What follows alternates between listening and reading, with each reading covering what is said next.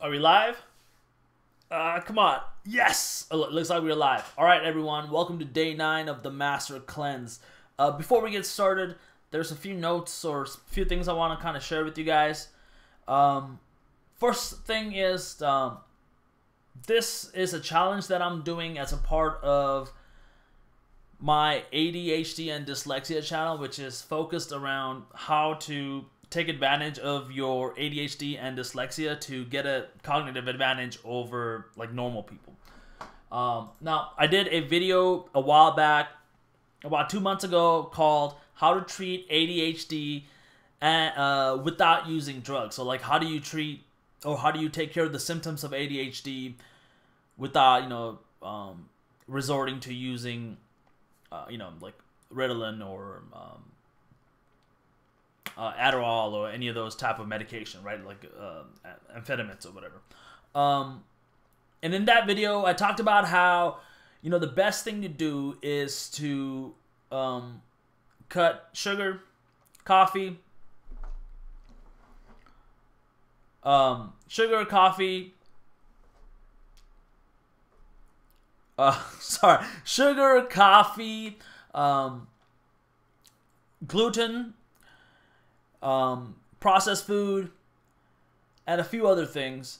And I had been trying to implement that after I, put that video up and I learned all about, how to treat ADHD naturally.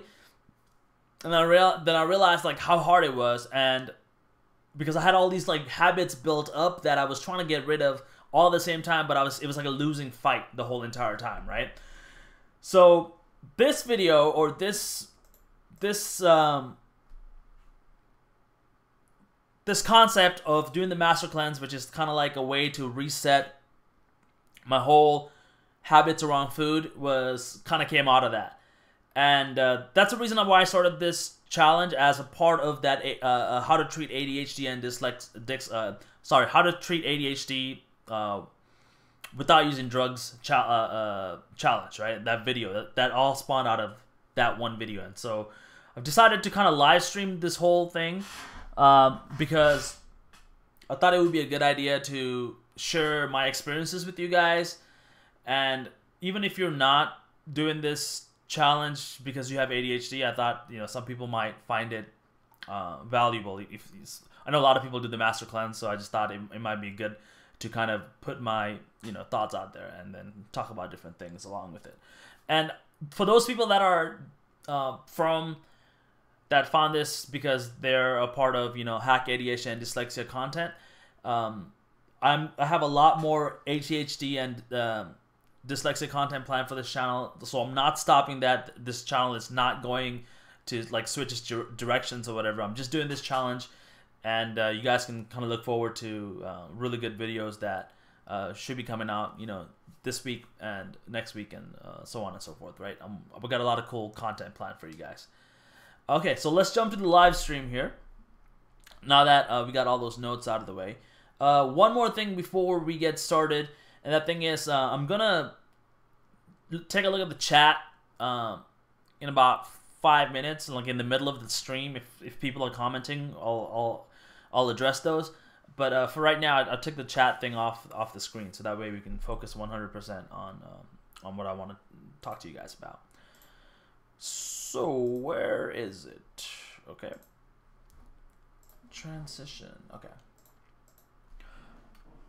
Alright, you guys, it's day 9 of the Master Cleanse, and today's topic is food. What is the reason why we're talking about food today? Well, the whole day today, for the last 3, 4, 5 days, I've been like looking at food, like food recipes. Like I've just been like really obsessed with food. I think it's because I haven't had any food for like almost 10 days now. So I've been doing a lot of research and thinking about food. Like I don't really necessarily even have like a psychological craving for it, but I just like, I'm kind of like fascinated by this whole eating thing, and like people need to eat. I'm like super fascinated by it. And today I watched this documentary called Fed Up, and I learned so much about the food industry in the United States. Like a lot of these stuff I already knew about, but it was kind of cool to look at this documentary while I was fasting, right? And like it gave me a different perspective on the whole thing. So I kind of want to share it with you guys some of the things that I learned. I guess the first thing that I want to talk to you guys about before we even talk about like the food industry is like the importance of food and the quality of food, right? I mean, what you eat becomes who you are. Like it becomes your cells, and also not just your cells but your thoughts, right? So the quality of your foods become the thoughts that you have and also the person you are.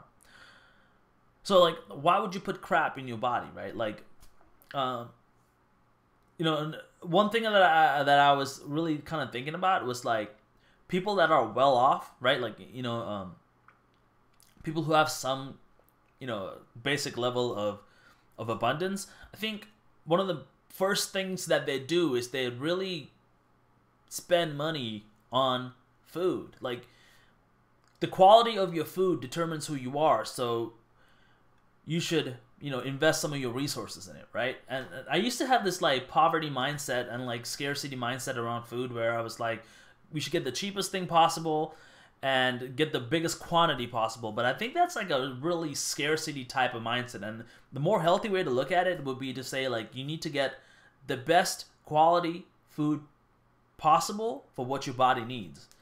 And that's like a slight little perspective shift I have on when it comes to food, I guess. So the second thing I kind of want to talk to you guys about was in this documentary called Fed Up. It kind of talked about how the food industry has this huge lobby that controls like Congress and the type of laws that goes into like governing food in America, at least.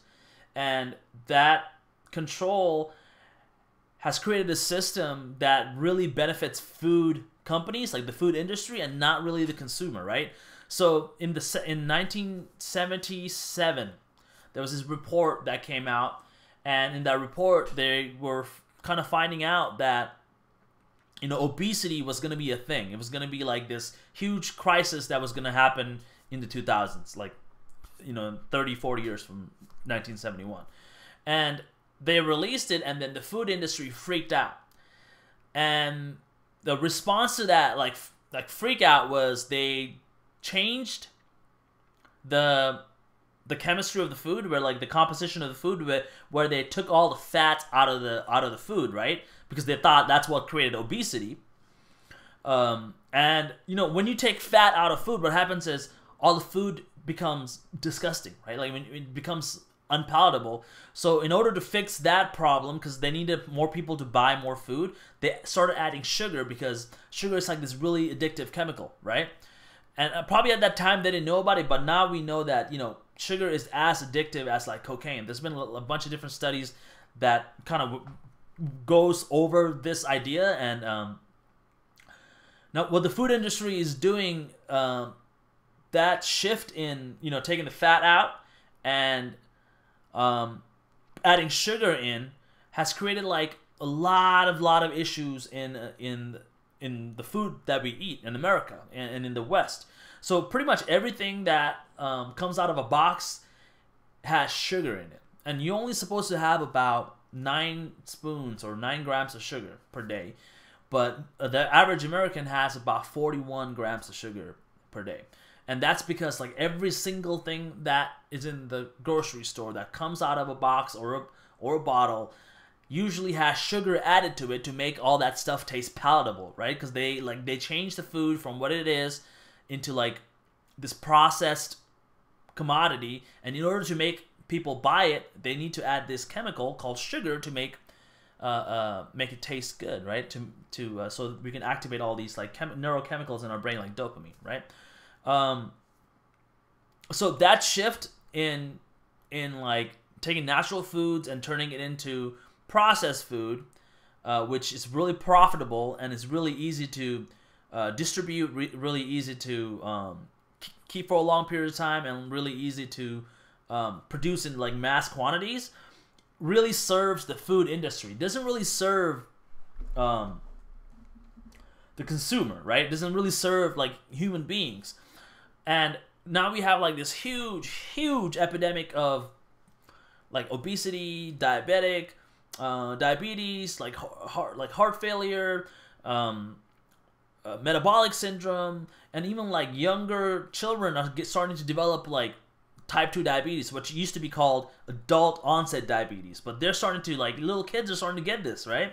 And it's having a huge impact on our society, especially in the next 20 years. A lot of our citizens, our American citizens, are going to be obese. I think the number is like something like 95% of Americans will be obese in like 10 years.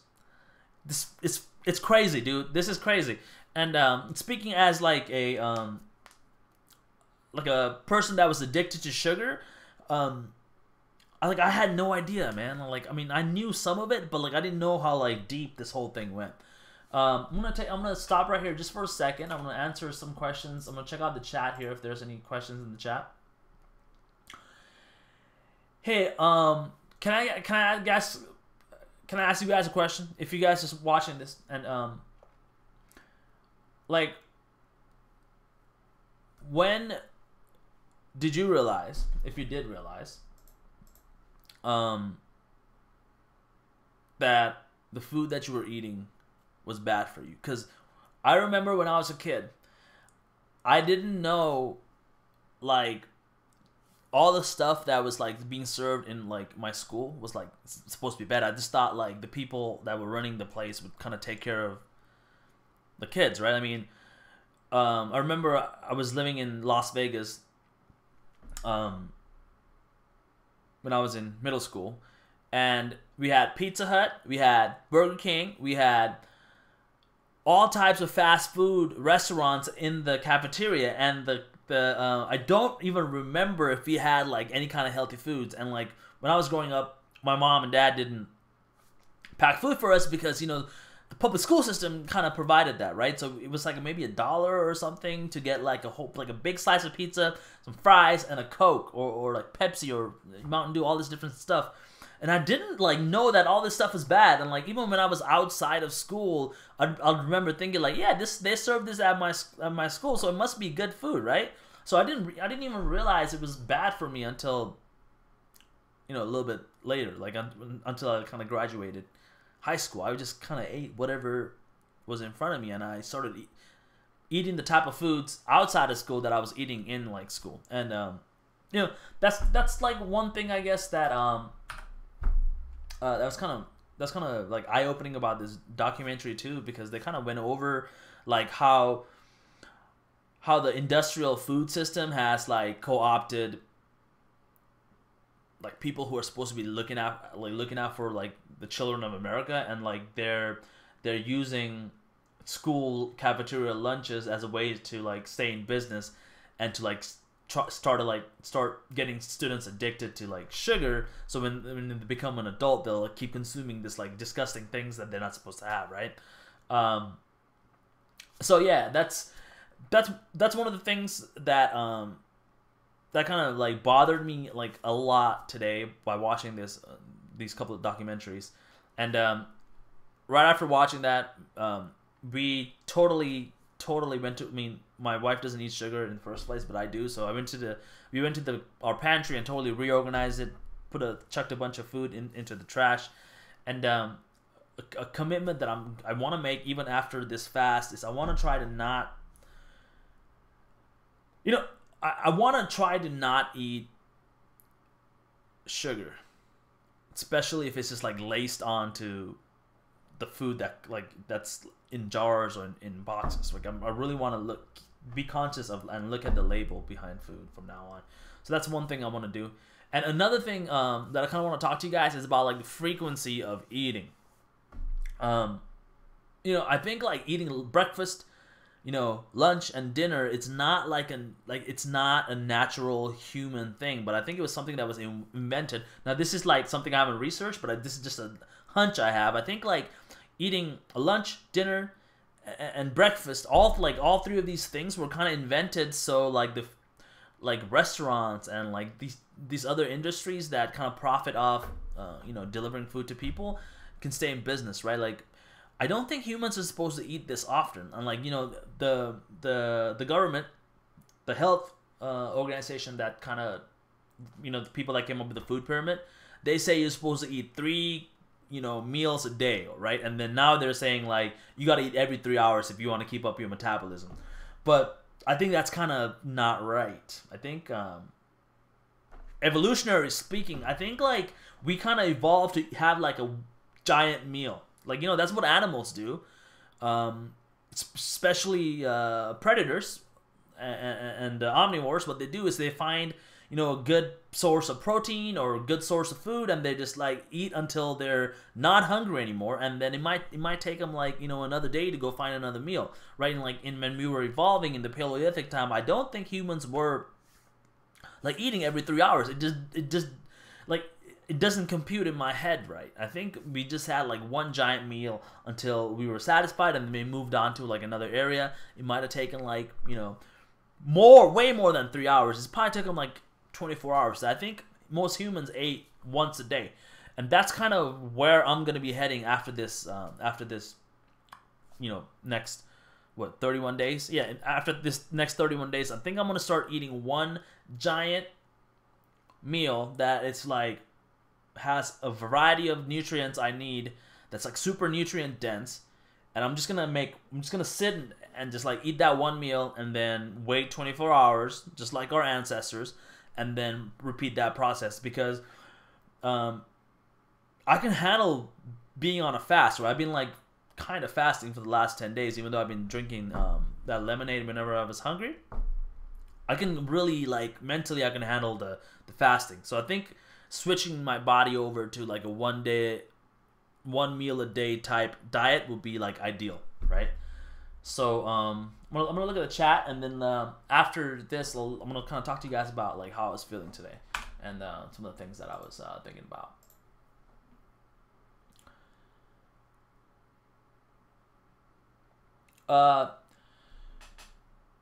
Nardia Fuller says that it's somewhat impossible to avoid sugar and unnatural sugar in our food. I absolutely agree with that, and that's by design, I think, because these people have to compete. Like, if you have one business, like let's say you have a cereal company, right, that's making Fruity Pebbles, and you have another cereal company that's making like Cocoa Puffs.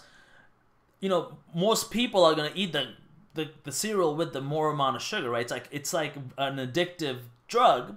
So in order to compete, these people have to keep up, right? So like everything when you have to keep up like that, everything in our grocery stores is going to end up having sugar in it, just because that's part of the capitalistic way. Like you want to get customers to buy your stuff, and if your competitor is putting sugar in it, well, in order to keep up, you got to put sugar in it, right?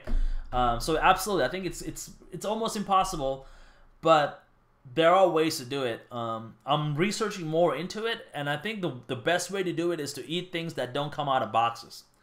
So if you're gonna go to a grocery store, and of course that comes with the responsibility of like having to cook for yourself, right? Like it might take an hour or two out of your day that you don't necessarily have to prepare food for you, like yourself and your family. And especially if you're like working a few jobs, if you're like just trying to make it, like you probably wouldn't prioritize making food over doing the other things that gets like helps you earn an income or whatever. But this definitely gotta be ways to eat healthy and avoid things that come out of boxes. And there might be something that I'll be kind of digging more deeply into as these like 31 days progress, and even beyond that. I want to keep doing updates on that, because I think it is a huge challenge, and especially for people with ADHD and dyslexia. If all these foods that we're eating is like making us even worse than normal people, if it's even like causing us not to have just like health problems physically, but mental issues that like get us out of focus and not be like help us achieve the things that we need to achieve. I think it's a good way to kind of figure it out, because if you do, then you're having a double effect of like helping your body and also your brain, right? So that's a great point. So I'm gonna go back to the slides here.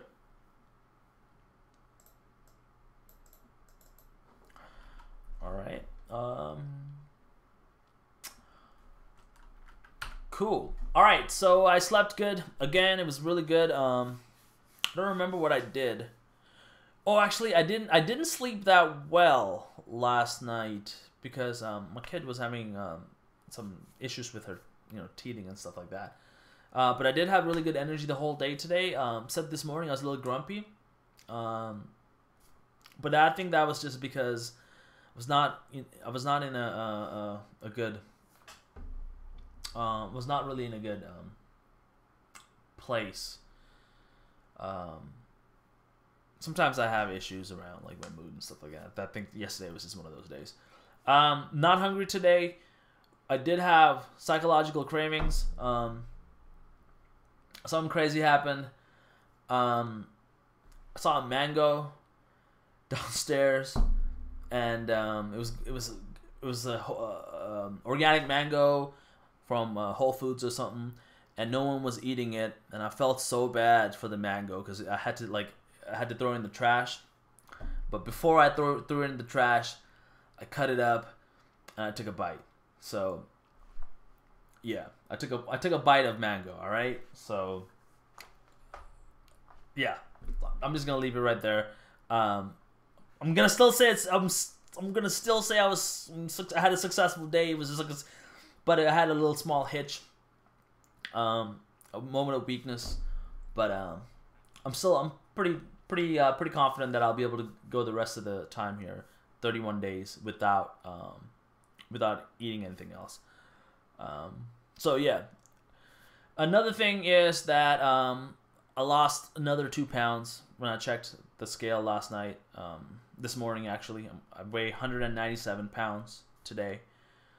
So that's another 3 pounds from the day 7 progress. It's pretty cool. I think at this rate, I'll probably end up around my college weight, which was around 170 pounds, like 165 pounds, something like that. Other than that, I don't really have anything else to talk about with you guys. Tomorrow's stream will be a little bit early because I have a lot of work that I want to do for my my actual content for YouTube, which is my hack ADHD and dyslexia. So all day tomorrow, I'm going to be writing some scripts. Hopefully brainstorming some really good ideas, and maybe I'll even get to film something. So yeah, so that'll be interesting. The next thing is, if you guys have any questions, I'll stay online for about 35 more seconds if you guys want to jump in here. Otherwise, subscribe to the channel if you guys want more stuff like this. I'll be doing another live stream tomorrow, and go ahead and hit that bell icon if you want to catch the next live stream. All right, you guys. It wasn't a whole mango. It was just a little bite. All right. So I'll talk to you guys next time. Bye.